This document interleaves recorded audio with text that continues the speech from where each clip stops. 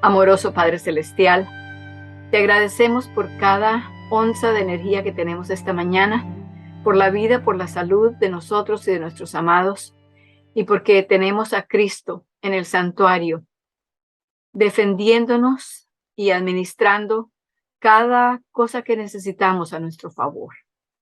Gracias también porque el Espíritu Santo está listo y más que listo para ayudarnos a entender, a recibir, a creer y a permitir por medio de eso, por medio de creer, a permitir que Él haga en nosotros los cambios de los cuales estamos estudiando en tu palabra. Te lo agradecemos todo en el nombre bendito de Cristo Jesús. Amén. Amén. Entonces, habíamos quedado la última vez en la página 89. Estábamos en la sección ¿para qué sirve la ley? Vamos a repasar ahora, nomás entre nosotros aquí, el versículo de memoria del primer capítulo, que es Gálatas 1, 6 y 7. Y dice, me maravillo de que tan pronto, abandonando al que os llamó por la gracia de Cristo, os paséis a otro evangelio. No es que haya otro, pero algunos os perturban y quieren pervertir el evangelio de Cristo. Ok, entonces en el capítulo 2 son los versículos 19 al 21 y dicen, así que por la ley he muerto a la ley, así al fin de que vivamos para Cristo. Así fin de vivir para Cristo. Con Cristo estoy juntamente crucificado y vivo no ya yo, mas vive Cristo en mí. Y lo que ahora vivo en la carne, lo vivo por la fe del Hijo de Dios, el cual me amó y se entregó a sí mismo por mí. No desecho la gracia de Dios, pues si la justificación fuere por la ley, entonces por demás murió Cristo. Entonces repasaremos el del capítulo 3 un poco más tarde, pero comencemos entonces en la página 88. Allí están los versículos 19 al 20 en negrilla. Vamos a leerlos porque de ellos es que estamos estudiando para saber exactamente cuál es el tema. Leámoslo juntos, por favor. Entonces, ¿para qué sirve la ley? Fue dada, y quiero que le pongan un círculo allí a la palabra dada, porque vamos a estudiarla más a fondo. Fue dada, la ley fue dada por causa de las transgresiones, hasta que viniera el descendiente. Y el descendiente está con D mayúscula, ¿verdad? Así que sabemos que habla de Cristo Jesús. ¿A quién se refiere la promesa? Seguimos leyendo en el versículo 19 todavía. La ley fue promulgada por ángeles por medio de un mediador. El versículo 20, sin embargo, el mediador no representa a uno solo, aunque Dios es uno. Entonces, estamos en la página 89. Habíamos estado hablando la última vez que decía allí en la parte superior de la página 89 que dice, en la página 88 dice, fue dada por causa de las transgresiones. Entiéndase que la entrada de la ley en el Sinaí no fue precisamente el comienzo de su existencia. Y ya sabemos, y estuvimos hablando de esto un poco la semana pasada, de que todo ser humano que existía desde el Edén, desde Adán y Eva, hasta el tiempo de Abraham, y luego después de los descendientes de Abraham, los hijos de Israel, y cuando llegaron a Sinaí, ese espacio de tiempo, todo ese tiempo de historia, las personas, los seres humanos, todos y cada uno sabían lo que era bueno y lo que era malo, lo que era correcto y lo que era incorrecto, lo que era la voluntad de Dios y lo que era contra la voluntad de Dios. Sabían que no debían matar, decir mentiras, codiciar los bienes de los demás. De hecho, ya el diluvio había pasado y habían visto, sabían por la historia que se pasaba de una generación a la otra, lo que había sucedido, cuáles eran los males de los cuales Dios había dicho, no piensan sino solamente el mal continuamente. Así que esto nos demuestra que la ley de Dios estaba en sus mentes. Ellos sabían, Dios les había dado un conocimiento de lo que era bueno y de lo que era errado. Pero entonces ahora se habla aquí de la ley en una forma en que fue dada. Y como recalcamos un poco más en la página 88, en la negrilla allí donde están los versículos, en el versículo 19, entonces, ¿para qué sirve la ley? Fue dada. Y les pedí que por favor le pusieran un círculo allí a la palabra dada, porque vamos a hablar de ella. Entonces, quiero por favor pedirles, Janet, por favor, si consigues a Gálatas 3:19. A ver, Benita, puedes conseguir Hebreos 12:19. Y Ana, Deuteronomio 5:22. ¿Ok? Y todos, estos son todos versículos que están allí en el siguiente párrafo. El de Gálatas 3:19 no está ahí, pero lo pueden anotar. Un momento. Okay. Entonces, Gálatas 3:19, por favor, Janet, lee allí lo que dice. Pues ¿de qué sirve la ley? Fue puesta por causa de las rebeliones, hasta que viniese la simiente a quien fue hecha la promesa, ordenada Sí. ordenada aquella por los ángeles en la mano de un mediador. La palabra que estábamos buscando allí y la traducción de ella dice que la ley fue ¿qué? ¿Qué leíste? Dada, En la tuya no decía dada. o que fue puesta. Puesta.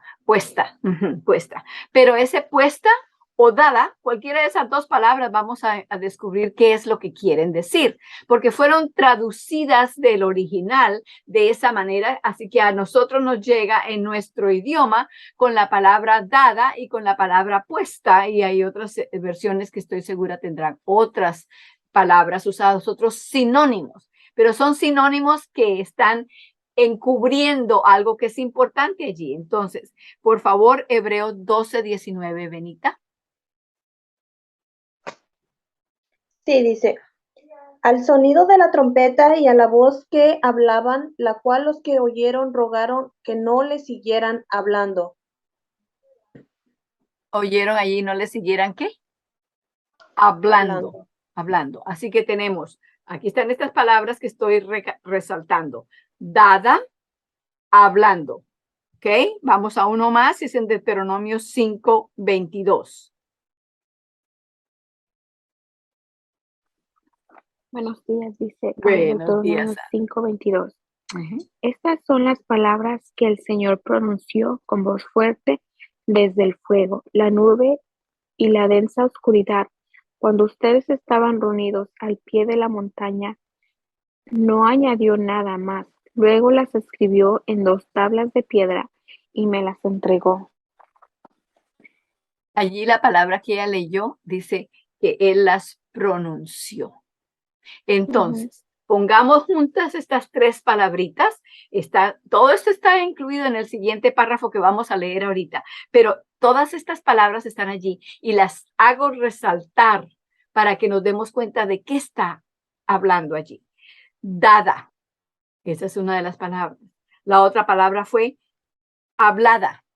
La otra fue pronunciada. Ana acaba de leer de que él pronunció. Entonces, comenzamos a leer, porque lo que vamos a encontrar es que estas palabras dadas o entregada, todas esas son palabras que en el original eran una palabra que se menciona en algunas, pero no en todas. Era hablar. La ley de Dios se había dado antes, la conocían. No la había dado hablada, no la había dado por escrito, no la había pronunciado tampoco, pero la entendían. Dios había puesto en su conocimiento el saber qué era lo correcto y qué era lo que no era correcto. Pero cuando leemos entonces ahora, estudiando el libro de los Gálatas, y leemos que allí que la ley fue dada, algunas veces pensamos, entonces esto entró por primera vez. Nunca antes habían tenido ni noción de eso. No, sabían muy bien, pero ahora al Señor le tocó hablarlas, decirlas, pronunciarlas, y no solamente las pronunció en el Sinaí, las habló, las dijo con voz, sino también las escribió. Esas dos formas de la ley no se habían hecho antes. No se habían hablado, Dios no las había hablado, no las había pronunciado, y Dios no los había escrito, pero la ley ya existía. Pónganse ustedes a pensar, alguien viene y les dice, mire, le prometo que le doy mi casa cuando yo me muera. Ok, lo pronunció. Pero si no está por escrito, no se lo van a creer en el tribunal, ¿verdad? Entonces, lo hablan y lo escriben. Son dos formas, tal vez ocurrieron, una se la prometió por allá en el año 1980 y no fue hasta el 2000, no fue hasta el 2010 que por fin lo hicieron en un documento legal. ¿Quiere decir que esta fue la primera vez en el documento legal? No, ya usted lo sabía, pero tenía que tener comprobación de eso, ¿verdad? Entonces, no fue que la ley por sí misma entró por primera vez. Fue su nacimiento allí, no. Fueron la forma en que se presentó. Se presentó primera vez en la forma hablada y fue la primera vez que se presentó en forma escrita, pero la ley ya existía antes de eso, desde el Edén.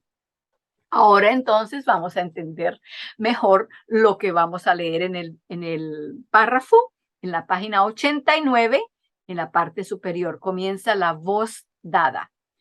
Inclusive allí, yo sé que estas personas tradujeron del inglés al español, y donde dice la voz, debería decir la palabra.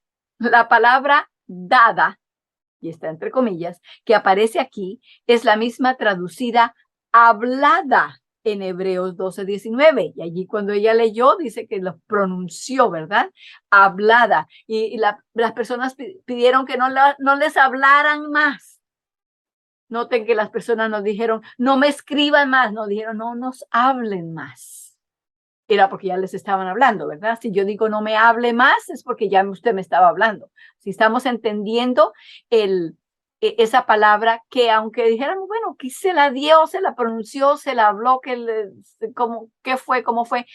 Interesa, porque muchas personas, unas con ese intento y otras por ignorancia, piensan que la ley de Dios no existió hasta que Dios la dio en el Sinaí. Cuando la dio en el Sinaí fue porque la habló por primera vez, pero ya ella existía. Empiezo nuevamente ese párrafo. La voz dada que aparece aquí es la misma traducida hablada en Hebreos 12:19. Así que la misma palabra estaba en el original y en un lugar la tradujeron como dada, y en hebreo la tradujeron como hablada. Ok, los oyentes rogaron que no se les hablase más en la misma palabra que usa la Septuaginta en Deuteronomio 5:22, en donde se lee que Dios habló los 10 mandamientos o pronunció los 10 mandamientos con voz potente y no añadió nada más. Podemos entonces leer la respuesta a la pregunta, ¿para qué sirve la ley? La respuesta es, en las palabras de Pablo, fue dada o fue hablada, fue pronunciada por causa de las transgresiones. Es el censor del pecado. Entonces ya ellos sabían, ¿no? Póngase a pensar en sus niños. Me viene esta ilustración ahora. Estoy segura del Espíritu Santo que me está ayudando. Ustedes ya sus hijos saben que no deben entrar gritando a la casa. Entonces, el niño entra gritando y usted le dice, mijo, no, recuerde que ya le dije. Entonces, no es que él no sabía. Usted lo tiene que decir porque como se presenta la situación, usted tiene que traerle a la memoria lo que ya él sabía. De la misma manera era lo que Dios estaba haciendo en el Sinaí. Les estaba trayendo a la memoria y al recordarles con su voz y con el escrito lo que ya ellos sabían desde antes. Entonces, vamos ahora al siguiente párrafo que comienza: la ley vino. Entonces, Benita, ¿puedes leer, por favor?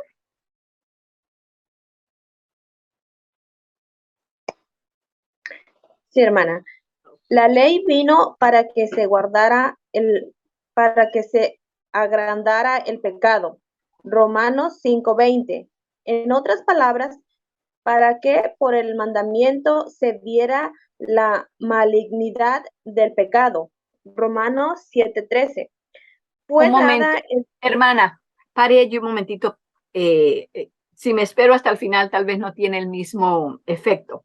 Pero fíjese que dice allí, la ley vino para que se agrandara el pecado. Entonces, cuando Dios habló esas palabras de los 10 mandamientos y las escribió en el monte Sinaí, estaba haciendo como quien le pone una lupa a algo. Cuando usted le pone una lupa a las palabras que tiene ahí en su libro, ¿qué pasan con esas letras? Se agrandan, ¿verdad? Uno las ve que enseguida toman un tamaño más grande, más voluminoso. Eso era lo que Dios estaba haciendo. Le estaba poniendo la lupa al pecado por medio de la ley. La ley es como una lupa. El Señor le pone la lupa al pecado para que veamos el pecado tal como es. Como leyó ella allí, para que por el mandamiento se viera la malignidad del pecado. No era que ellos no sabían que eso no era pecado, era que Dios quería que lo vieran tal como es. Hemos usado este paralelo antes en nuestro estudio. Lo voy a traer otra vez aquí a colación. Si alguien viniera y le dijera, aquí en este frasquito tengo 2 células de cáncer. Usted no las va a ver, no las puede ver, a menos que las ponga bajo un microscopio bien potente para que las pueda ver más o menos de un tamañito que las pueda ver con sus ojos. Pero aquí no las va a ver, no las puede ver porque son minúsculas, son microscópicas. Entonces, el pecado había llegado a ser microscópico para ellos. Estaban tan acostumbrados a hacerlo. Era lo que todo el mundo hacía. Era legal hacerlo. Ninguno iba a la cárcel por hacer lo que estaban haciendo. Era ya natural, normal, era parte de la sociedad. Dios tenía que traer la lupa y ponérsela y decirle, miren lo que están haciendo. Ustedes no se dan ni cuenta. Se lo voy a agrandar para que se den cuenta de la malignidad tan grande de lo que están haciendo y ustedes no saben que esto es un cáncer. Ustedes piensan que es una cosa pequeñita. Apenas tengo que hacerle así con el dedo y se puede ir. No, está engranado en ustedes. Es parte de su naturaleza. Lo hacen, lo dicen, lo piensan sin ni siquiera parpadear. No se dan cuenta de él, pero tienen que darse cuenta. Entonces, como hemos dicho en esa comparación antes, si la persona le dice, yo tengo aquí 2 células de cáncer, son pequeñitas, eso no son nada, no se ven, no se pueden ver. ¿Se las puedo poner a su hijo? ¿Me permite que se las inyecte a su niña? Como padres, ¿qué diríamos? ¡No!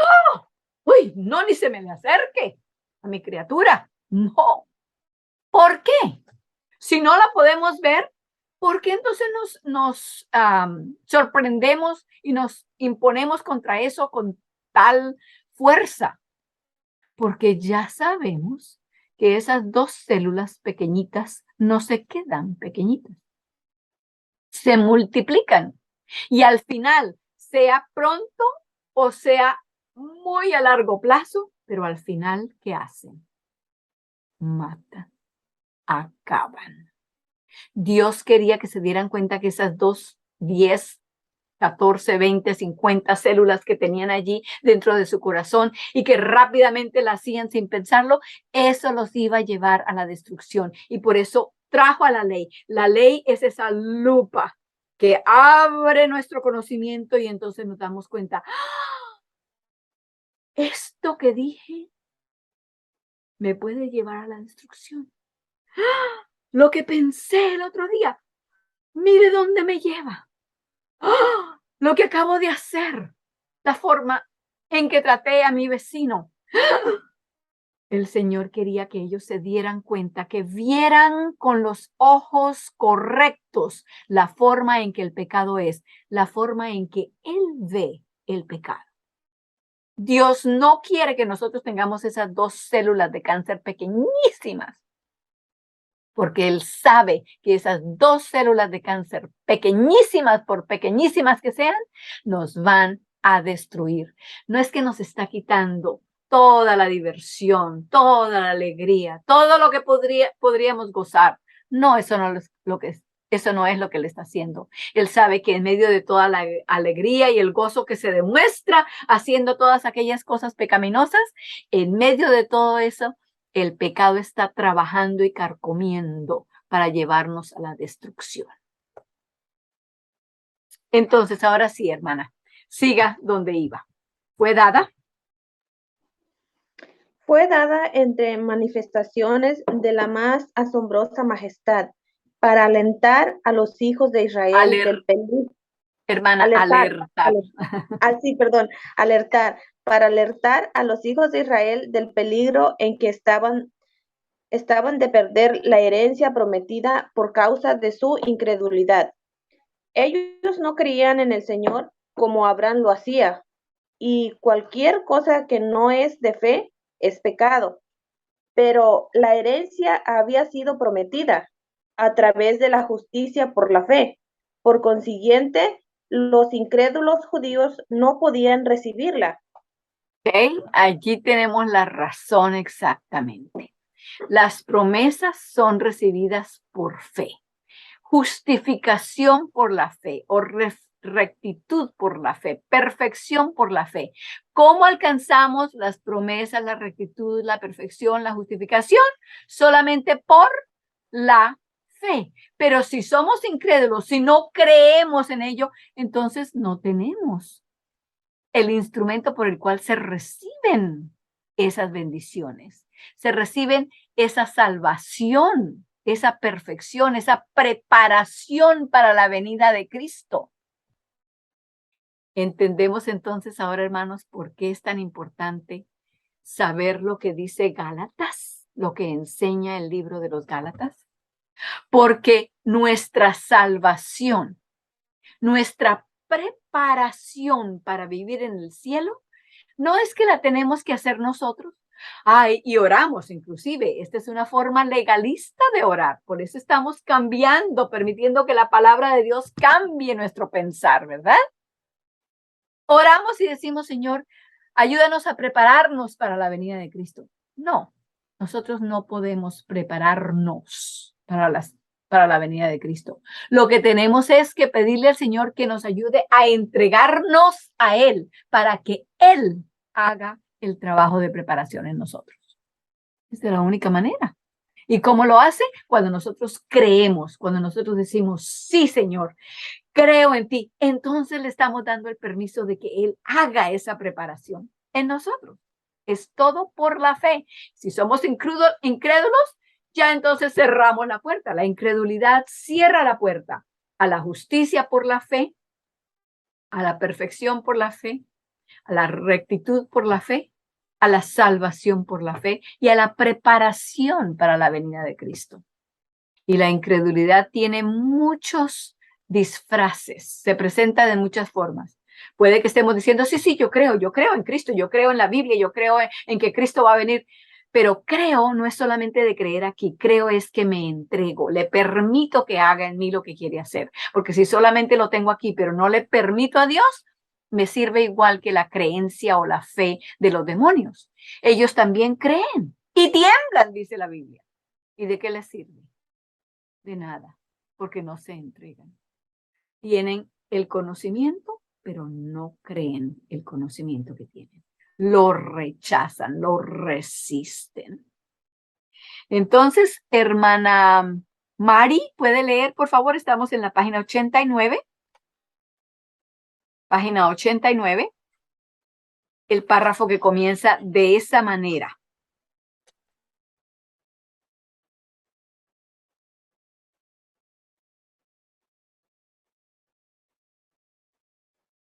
Mari, ¿me escuchaste? Recuerde abrir su micrófono. Buenos días, hermana. Ok. Página 89 en el párrafo de esta manera. Sí, permítame tantito, hermana. Ok.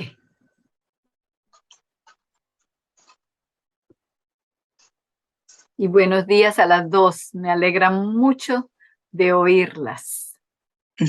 Gracias. Las estaba extrañando. Ok, página 89, ¿qué párrafo? De esa manera les fue pronunciada. El tercero. Ok, sí. Dice, de esa manera les fue pronunciada la ley para convencerlos de que no poseían la justicia que era necesaria para la posesión de la herencia. Pues aunque la justicia no viene por la ley, debe ser respaldada por la ley. Exactamente. Romanos Exactamente. 3:21. Entonces, la justicia no viene por la ley. No es que vamos a guardar los mandamientos y mientras los estemos guardando tenemos la justicia. No, la justicia viene porque vemos los 10 mandamientos. Dios los ha puesto allí como un espejo. Y cuando nos vemos en el espejo nos damos cuenta, no estoy al modelo, al estándar de lo que me está mostrando el espejo. Pero el espejo no nos puede cambiar, ni nosotros nos podemos cambiar a nosotros mismos. El espejo nos muestra que necesitamos ir al dueño del espejo, el dueño del carácter que tiene la ley escrita, ¿verdad? Al dueño de ese carácter que es Cristo para que Él nos transforme. Entonces dice, de esa manera la fe fue pronunciada para convencerlos de que no poseían la justicia que necesitaban. Y aunque no es por la ley lo respalda. ¿Por qué? Es la fe que tengo en el carácter de Cristo. ¿Cuál es el carácter de Cristo? Lo que está escrito en la ley. La ley es el transcrito, es el carácter de Cristo puesto por escrito. Eso es lo que es la ley. Entonces, si mi comportamiento no está de acuerdo con lo que está escrito en la ley no me puede cambiar. Yo no me puedo cambiar a mí mismo. Cristo, que es el dueño de ese carácter, es el que me puede cambiar cuando yo no solamente entiendo lo que dice, sino me entrego, creo y le digo, ay Señor, sí, gracias. Cuando estoy agradecida, cuando aprecio lo que Él ha hecho, entonces le estoy dando permiso, autorización para que haga en mí, reproduzca en mí el carácter que Él tiene. Así es como nos prepara. Siga leyendo allí, hermana, en resumen.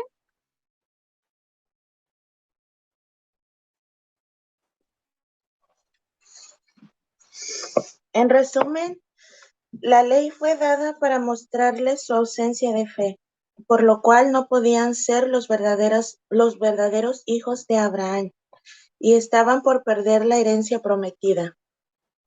Dios hubiera puesto su ley en sus corazones, de la manera como la puso en el corazón de Abraham. Así ellos hubiesen creído, pero cuando ellos permanecieron incrédulos, aun cuando seguían profesando ser herederos de la promesa, fue necesario mostrarles del modo más enfático que su incredulidad era pecado. La ley les fue pronunciada por causa de la transgresión, o lo que es lo mismo, por la incredulidad de la gente.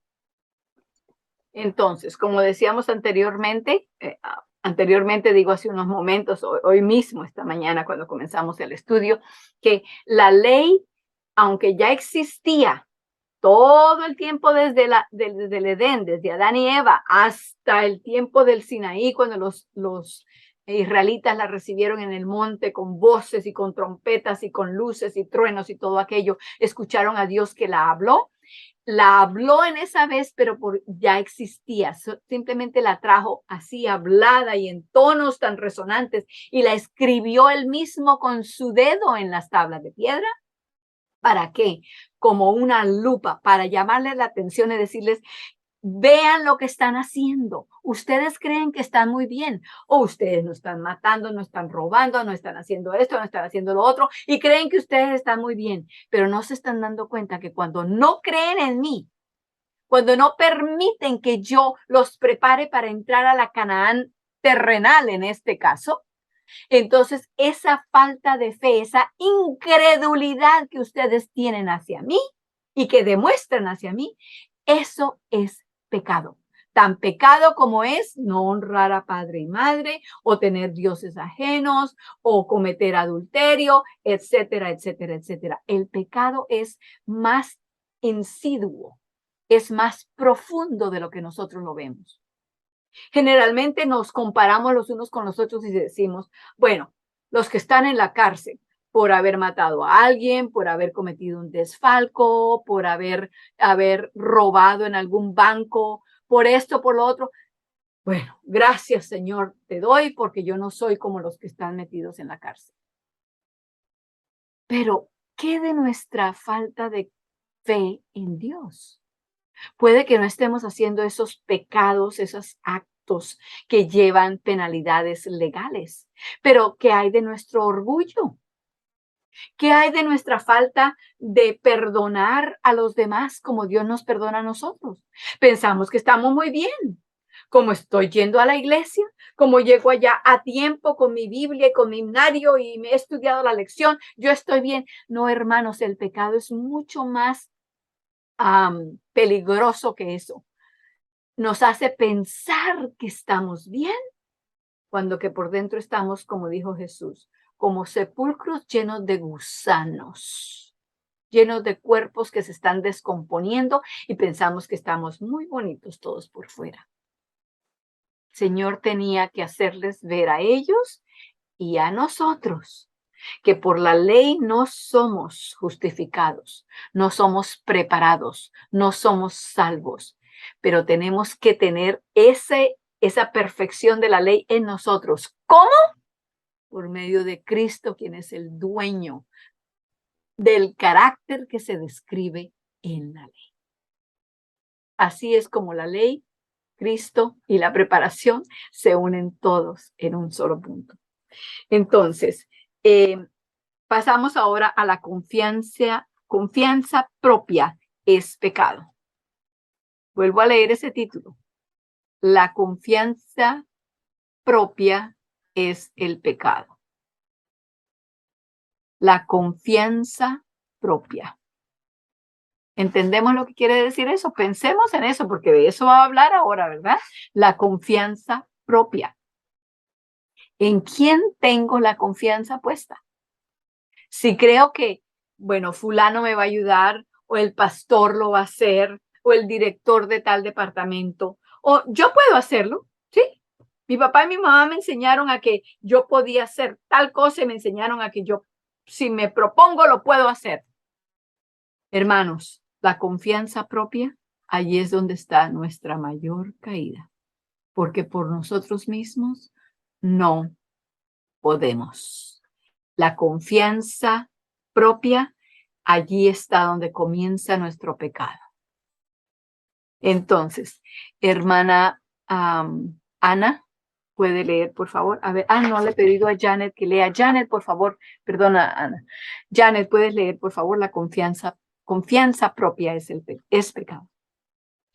El pueblo de Israel estaba lleno de confianza propia e incredulidad, como se demuestra en su murmuración contra el liderazgo de Dios y por su presuncios de pensar que eran capaces de cumplir cualquier requerimiento de Dios o de cumplir sus promesas. Poseían el mismo espíritu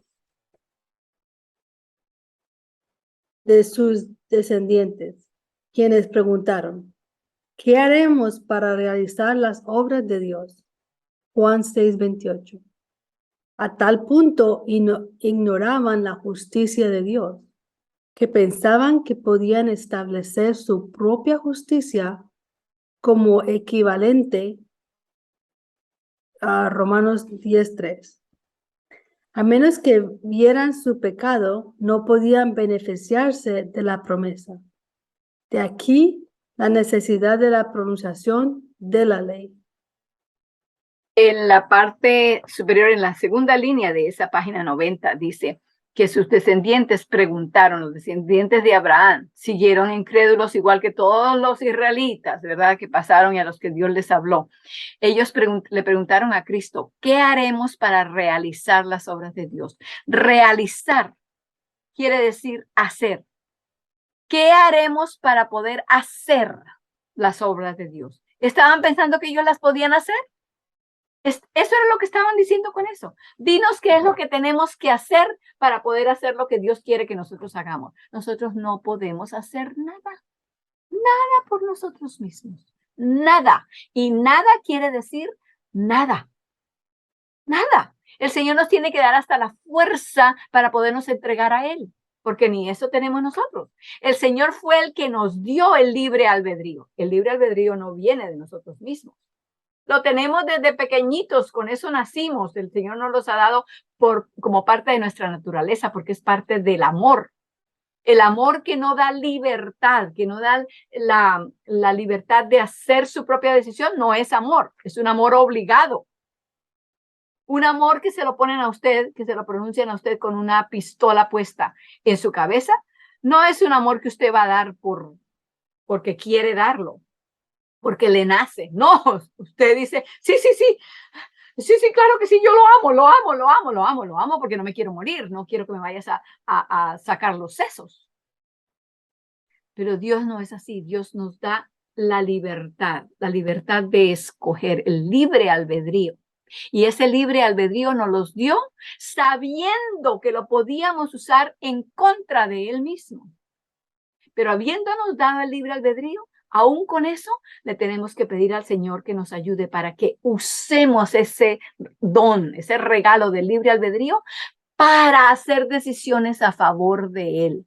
Que nos dé fuerza para no usarlo en contra de Él y a favor del enemigo. Entonces, aún ese don, ese regalo que Dios nos dio del libre albedrío, tenemos que entregárselo a Él para que Él nos ayude a usarlo de la manera que debe ser. Señor, toma este motor que me diste y hazlo trabajar a favor tuyo. Nos lo dio Él, pero lo podemos usar en contra de Él. El ministerio de los ángeles. Ahora sí, Ana, ¿puedes leer, por favor?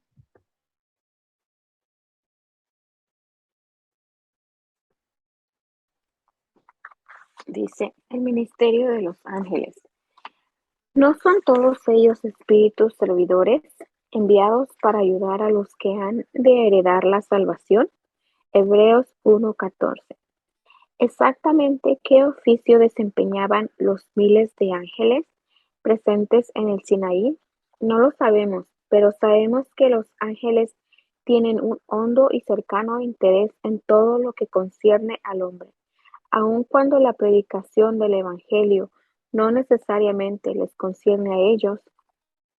Cuando fueron establecidos los fundamentos de la tierra, se regocijaron todos los hijos de Dios, y una multitud de las huestes celestiales cantó himnos de alabanza cuando el nacimiento del Salvador fue anunciado a la humanidad. Ellos son servidores delante del Rey de Reyes, aguardando a cumplir su deseo, atendiendo a la voz de su palabra. Deben de haber formado parte de su séquito real cuando la ley fue proclamada. Y no estaban ahí, por supuesto, solamente para fines de pompa y exhibición. Los ángeles aventajan en potencia, y el hecho de que estuvieran presentes cuando fue dada la ley muestra que este fue un acontecimiento de la mayor magnitud e importancia. Entonces, ahí estamos. Los ángeles son seres creados como nosotros, son de diferente naturaleza que nosotros, pero son creados.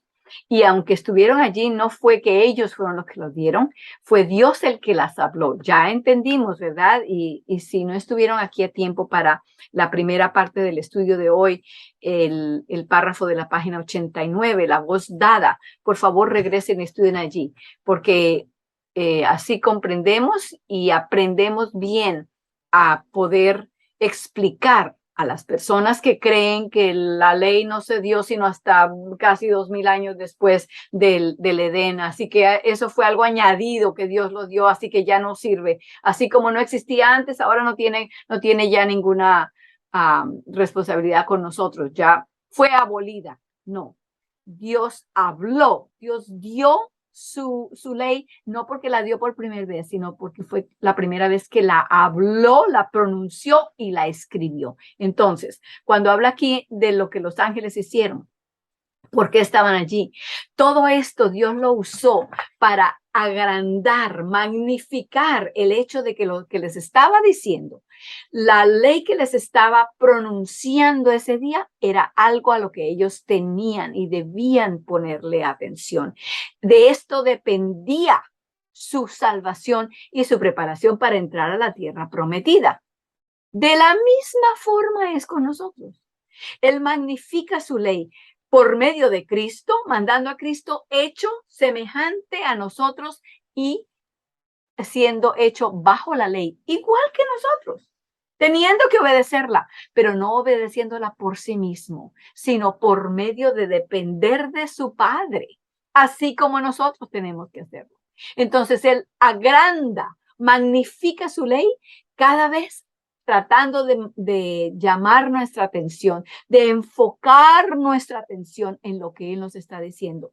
De otra manera, nosotros, como ovejitas, vamos andando y siguiendo al uno y al otro sin darnos cuenta que el tiempo se acaba y que nuestra salvación no depende de a quién seguimos aquí, sino si estamos siguiendo al pastor divino, a nuestro bendito pastor. Sigue leyendo donde estabas. Ah, no, ¿ya tú terminaste? Sí, ya tú terminaste. Ok. En manos de un mediador.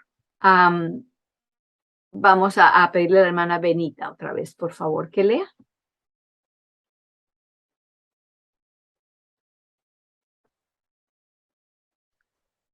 Dice así, la ley fue dada en el Sinaí por medio de un mediador. ¿Quién era este mediador? Solo puede haber una respuesta, porque hay un solo Dios y un solo mediador entre Dios y los hombres, Jesucristo, hombre. Primera de Timoteo 2:5. Un mediador no es un mediador entre uno solo, sino Dios es uno solo.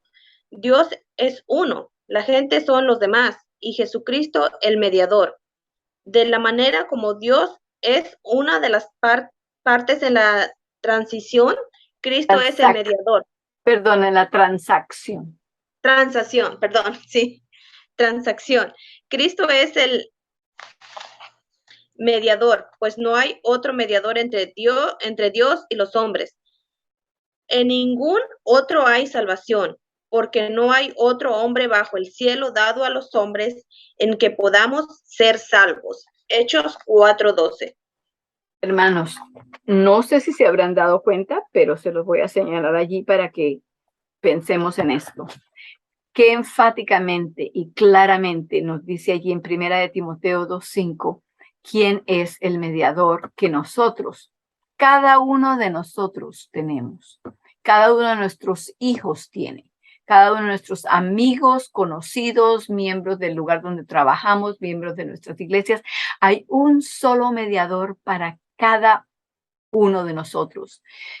Es el único que puede haber. ¿Y quién es ese mediador? ¿Es nuestro papá? ¿Es el mediador nuestra abuelita? ¿O tal vez el mediador es nuestro pastor?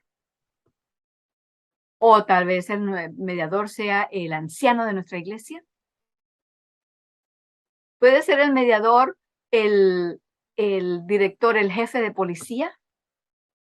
No, hermanos, no hay ningún otro mediador. Inclusive podemos ir a la Biblia misma y decir, bueno, ¿será que nuestro mediador es Mateo? O nuestro mediador es Job. O tal vez nuestro mediador puede ser el rey David. O Abraham. ¿Cómo les parece? Abraham, el mediador. O Moisés. Hermanos, ningún ser humano, no importa de qué era haya vivido, no importa si está en la Biblia o no está en la Biblia, no importa si vive o está muerto, no importa de dónde venga, tenemos un solo mediador. ¿Y quién es? Es Cristo Jesús. ¿Por qué? ¿Por qué? ¿De dónde se sacó él el título y la responsabilidad de mediador? ¿Porque no había más quien la tomara? ¿Porque los demás no la quisieron recibir? Por una sola cosa, porque él es el único que murió por nosotros. El único que murió por nosotros. Así que no puede ser el rabí fulano o el reverendo sutano o el director de una gran universidad en el país que sea, en Israel mismo. No pueden ser Mateo, Marco, Lucas, Juan, ninguno de ellos, ni los discípulos mismos, ni Juan el Bautista, ni los hermanos de Cristo Jesús que tenía hermanos carnales, ni la madre de Jesús, ni el papá José. Ninguno puede ser nuestro mediador, sino uno solo. ¿Quién es? Cristo Jesús. ¿Por qué? Porque Cristo Jesús fue el único que murió por cada uno de nosotros. Ningún otro ser humano tiene esa característica. Ningún otro ser humano tiene ese medio de amor que demostró su amor por nosotros al dar su vida por nosotros.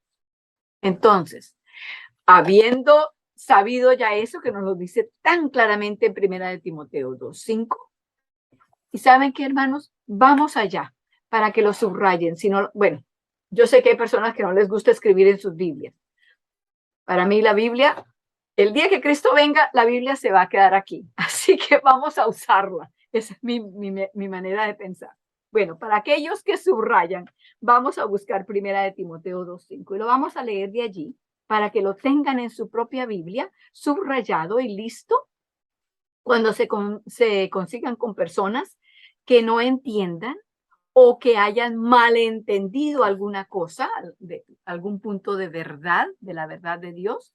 Y entonces en 1 de Timoteo 2:5 se nos dice claramente, ¿qué es lo que dice? Porque hay un Dios, asimismo, un mediador entre Dios y los hombres. Y no lo deja así nomás, sino que nos da el nombre completo. Jesucristo, hombre. El único que es nuestro mediador. Basado en eso, entonces, también es que luego encontramos, también hay en Hechos, otra afirmación de lo mismo, porque dice, en ningún otro nombre hay salvación. No nos salvamos por querer o por seguir o por escuchar los sermones de alguien. No nos salvamos por leer las cartas de Pablo. No nos salvamos por nada de eso. Hay un solo medio de salvación, dice, porque no hay otro nombre debajo del cielo dado a los hombres en que podamos ser salvos, sino solamente uno, un nombre, y es el nombre de Jesús. ¿Por qué? Bueno, desde su nacimiento en Mateo 1:21 y en Mateo 1:23, en esos dos versículos se dan dos nombres que se aplican a Cristo.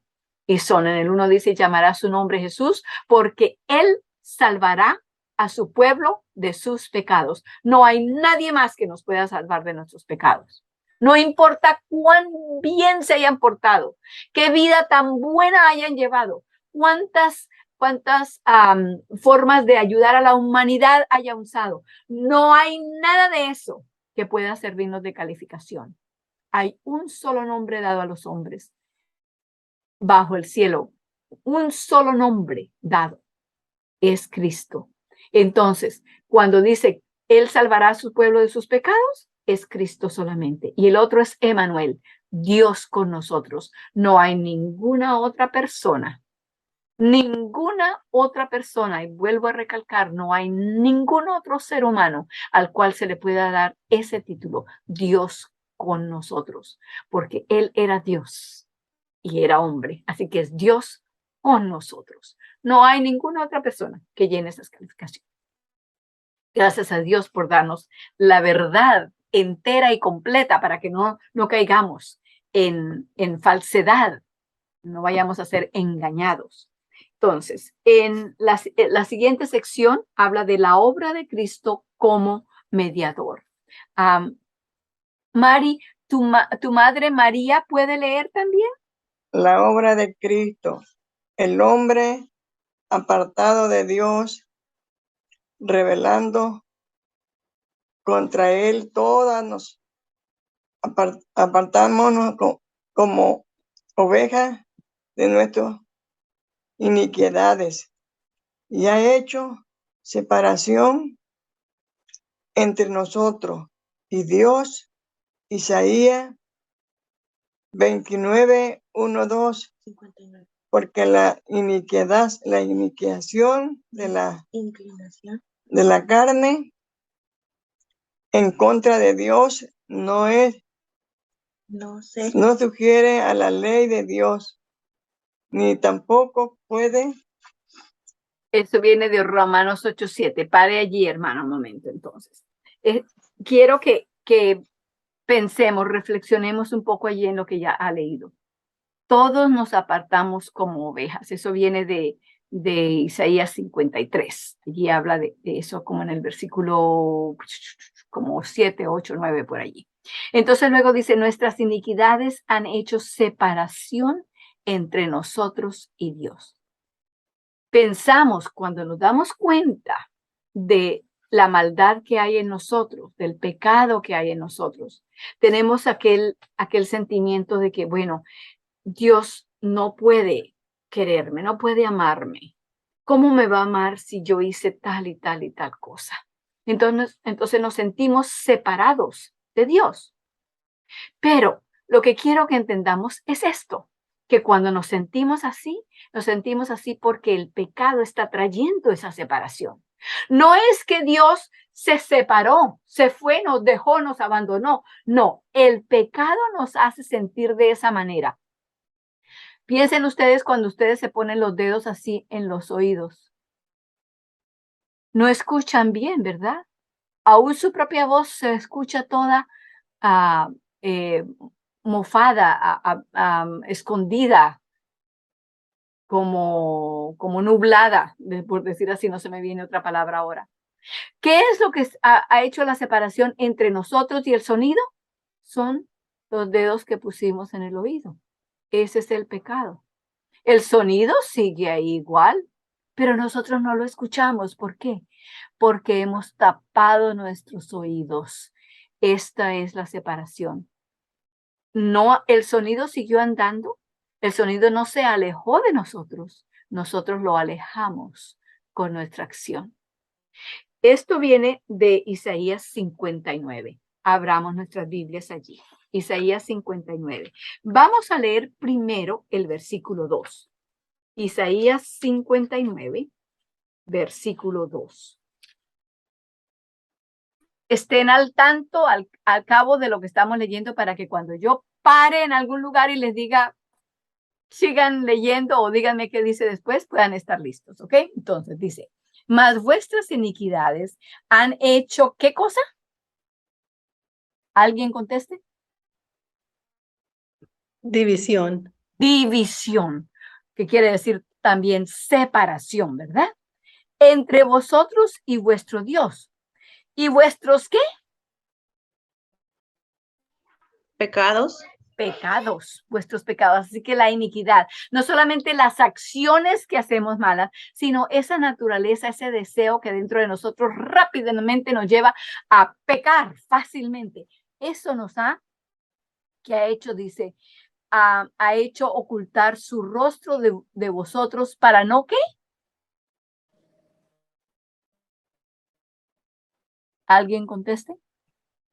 Para no Oíros. oíros.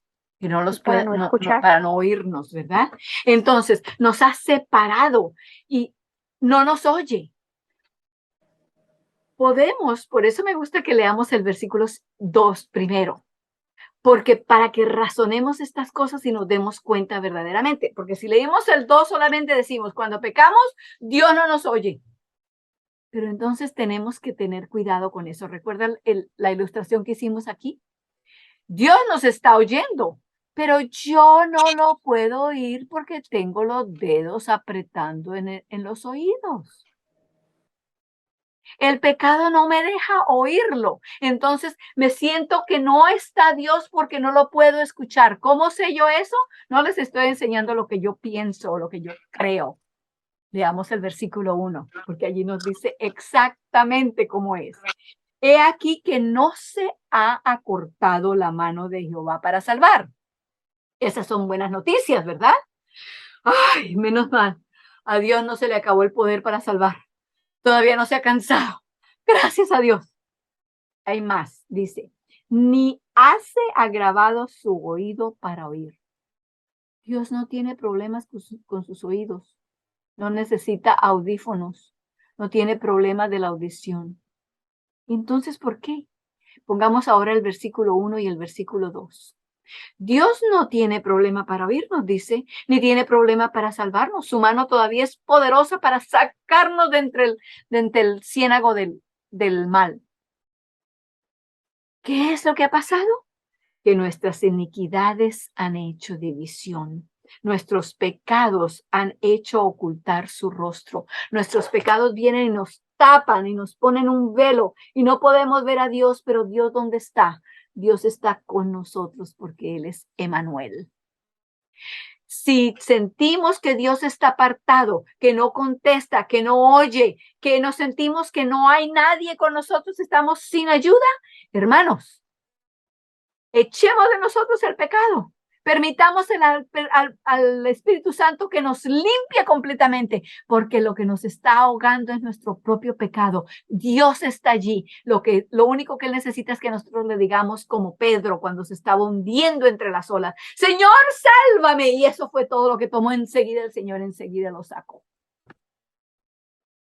Nuestro pecado nos separa. Él no se separa de nosotros. Él está listo allí. No permitamos que el enemigo nos engañe haciendo pensar, no, ya tú la hiciste, ya no más. Dios no te va a volver a mirar, Dios no te puede escuchar, Dios no te puede ni salvar. ¿Con qué cara te vas a presentar a Él haciendo lo que le has hecho y sabiendo lo que sabías? No, hermanos, ahí es cuando más necesitamos venir, porque ahí es cuando más necesitamos de Cristo. Y Cristo es el único mediador, el único salvador, y un mediador completo y un salvador completo. ¿Qué decimos a todo esto, hermanos? ¿Qué decimos?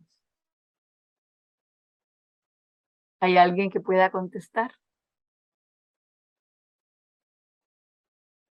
Amén. Amén. Amén. Sí, ya me adelanté a que abrieras tu micrófono. Amén. Gloria a Dios. Él no se ha separado de nosotros. Entonces les invito para que nos arrodillemos a orar.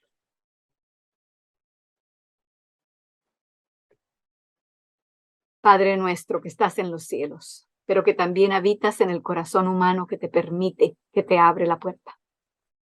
Señor, estamos tan agradecidos porque esta mañana tu palabra nuevamente nos ha hablado a nuestros oídos, a nuestros corazones, a nuestras mentes, y hemos entendido aún más la razón por la cual tú no quieres, no puedes permitir que nos vayamos ignorantemente en la corriente del pecado hacia la perdición y la destrucción. Por medio de tu palabra tú has puesto allí grandes piedras y rocas para no permitir que nosotros sigamos en esa corriente, para caer en el despeñadero. Señor, gracias. Gracias por Cristo Jesús, nuestro único mediador, nuestro único salvador, el único que se entregó por nosotros y el que vive hoy día para interceder por nosotros, el único que puede interceder porque es el único que se entregó como sacrificio por nuestros pecados, el que tomó la culpabilidad y la penalidad de nuestro pecado. Señor, ayúdanos. Danos fuerzas para que entreguemos todo lo que somos, todo lo que tenemos, todo lo que hay para decidir o para programar y proyectar, Señor, que todo eso lo pongamos en tus manos, tus manos divinas que llevan las marcas de los clavos que tú llevaste por nosotros, por el amor que tienes y tendrás siempre para nosotros. Recuérdanos que eres Emmanuel. No solamente eras Emmanuel cuando naciste como bebé, eres hoy día y serás para siempre Emmanuel, Dios con nosotros. Ayúdanos, Señor, para que no permitamos que nuestro pecado nos tape los ojos, nos tape los oídos, nos tape nuestra conciencia y no te podamos sentir. Y si estamos en esa situación, Señor, ayúdanos a saber que es nuestro pecado el que nos ha separado, pero tú estás allí. Ayúdanos a decir como Pedro, Señor, sálvanos. Gracias, Dios mío. Tan fácil lo has hecho. Ayúdanos, danos fuerza para tener tanto el querer como el hacer por tu buena voluntad. En el nombre bendito de nuestro Cristo y Salvador, Jesús. Amén.